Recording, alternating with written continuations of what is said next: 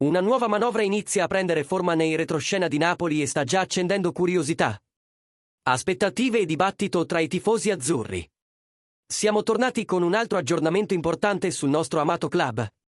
Sempre attenti a ciò che accade davvero lontano dai riflettori. Qui la missione è chiara: separare il rumore dai fatti concreti e portare notizie che aiutino a comprendere il reale piano della dirigenza. Quindi lascia un like, iscriviti al canale e attiva la campanella, perché l'argomento di oggi riguarda il mercato. Il centrocampo è una scommessa che potrebbe prendere forza nei prossimi mesi. Nei corridoi interni del Napoli, il nome del momento viene analizzato con grande attenzione, e non è un caso. Il Napoli sta osservando Jürgen Ekkelenkamp, centrocampista dell'Udinese, e i primi contatti sono già iniziati, anche se il focus è chiaramente rivolto alla prossima stagione. Secondo le informazioni raccolte, si tratta di un'operazione pensata con calma, strategia e una visione di medio periodo. Giovanni Manna segue il giocatore da vicino e mantiene i contatti con i suoi rappresentanti.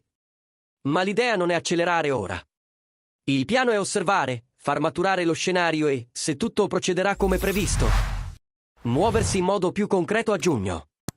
Internamente, il profilo di Ekkelenkamp piace per diversi motivi: intensità, inserimenti in area, lettura del gioco e, soprattutto, personalità nelle partite importanti.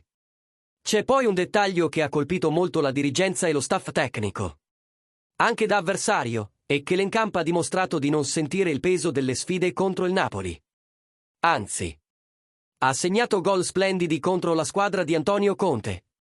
Reti di alto livello tecnico che hanno impressionato chi segue da vicino le prestazioni individuali in Serie A. Nei retroscena, la riflessione è semplice e potente: se è già capace di decidere contro, immagina quale potrebbe essere l'impatto giocando a favore, vestendo l'azzurro e valorizzato da una rosa più forte e ambiziosa. Secondo quanto riportato da areanapoli.it, il club partenopeo è visto con favore dal giocatore, un aspetto che facilita il dialogo e mantiene aperto lo scenario per il futuro. Inoltre, l'ottimo rapporto tra i presidenti di Napoli e Udinese è considerato un fattore importante, in grado di sbloccare le trattative quando arriverà il momento giusto. Nulla è chiuso, nulla è imminente, ma l'interesse è reale, monitorato e trattato come un'opzione concreta per rinforzare il centrocampo nella prossima stagione. Un altro elemento che gioca a favore di questa possibile operazione riguarda l'aspetto umano e sportivo. A Napoli, Ekkelenkamp potrebbe ritrovare un vecchio conoscente, Noah Lang.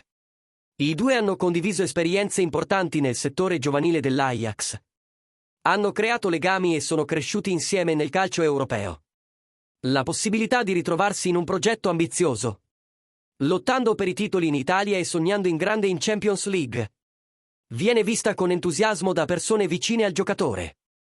È ancora presto per parlare di un esito definitivo, ma il quadro è tracciato e merita attenzione.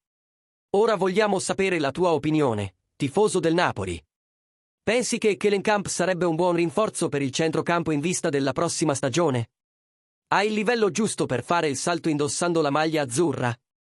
Scrivi il tuo commento qui sotto e partecipa alla discussione.